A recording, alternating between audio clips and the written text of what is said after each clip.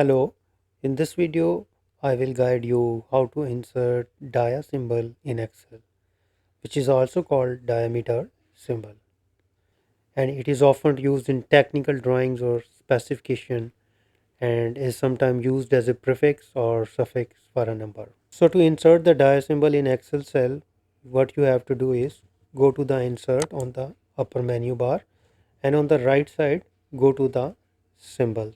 Click on symbols and again click on symbols, and here you can see that the font you have to select is the normal text, and on the right side in the you need to subsect, which is called subsect.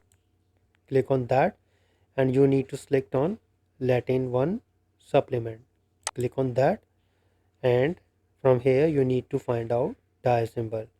So I have found here, you can see that, which is highlighted here.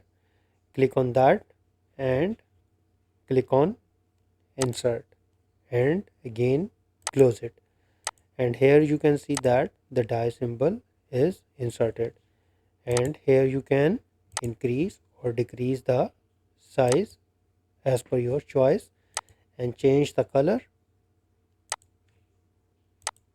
The other method is the show with the shortcut key. So you need to press alt key, and on the numeric side keypad you need to press 0216 and release the alt key, and here you can see that the dia symbol is inserted. And again, if you want to make it bigger, you can make it bigger and change the color and change the color of your choice. So in both two methods you can easily insert the dia symbol in Excel.